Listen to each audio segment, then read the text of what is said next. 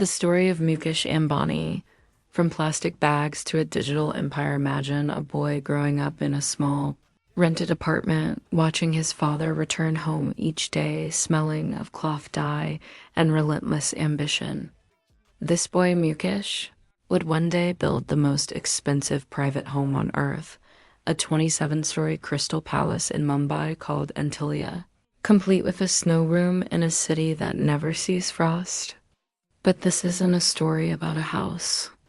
It's a story about a game of lifelong, high-stakes game of building empires.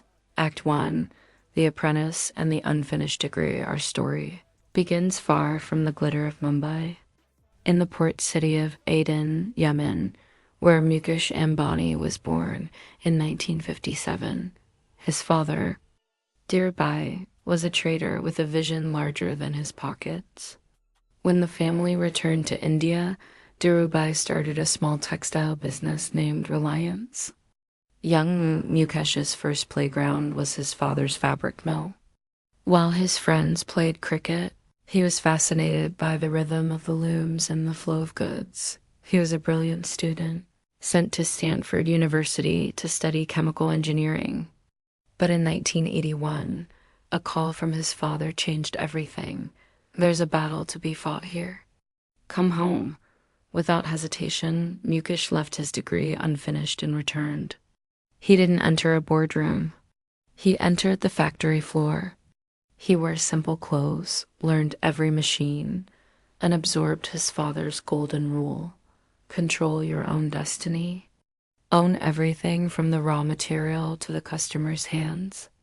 Act 2, The War of the Brothers and the Birth of a Titan. When Dhirubhai died in 2002, he left an empire without a clear heir. What followed was not a smooth transition, but a Shakespearean drama, the very public, very bitter Ambani brothers' war. Mukesh and his younger brother, Anil, turned from siblings into rivals, battling for control in full view of a captivated nation. The empire was split. Mukesh got the crown jewels, the massive oil, petrochemicals, and refining business. Many thought Anil got the future telecom and finance. Mukesh was seen as the conservative, old industry brother. They couldn't have been more wrong. Act 3, the $25 billion gamble alone at the helm. Mukesh made his masterstroke. He bet the entire future of Reliance on a single, audacious project, building the world's largest oil refinery in Jamnagar, Gujarat. The price tag? A staggering $25 billion. Critics called it a monument to ego. But when the refinery opened, it became a machine that printed money, processing 1.4 million barrels of crude every day.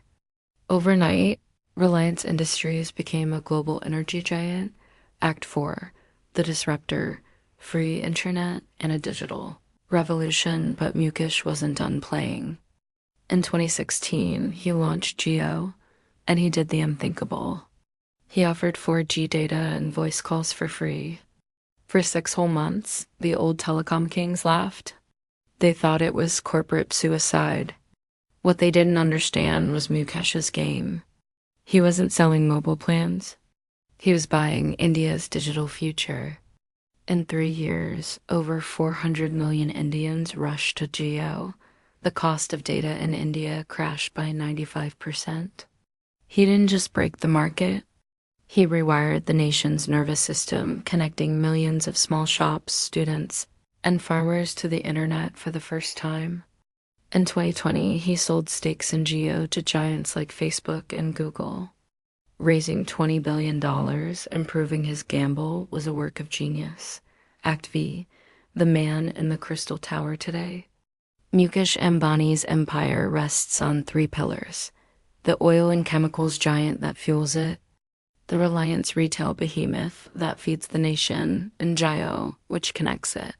He lives in his vertical palace, Antilia, a symbol of unimaginable wealth that also draws criticism and awe. He is a man of paradoxes. The industrialist pledging to make Reliance carbon neutral by 2035. The billionaire who democratized internet access. The private man whose family life is a national soap opera. The moral of the story: Mukesh Ambani's story isn't about inheriting wealth. It's about inheriting a dream and scaling it to mythical proportions. It's a lesson in strategic patience, colossal risk-taking, and understanding that the greatest business isn't serving the rich, it's serving the billions. He didn't just build a company. He played a game on the board of India itself, and in doing so, he changed the game for everyone.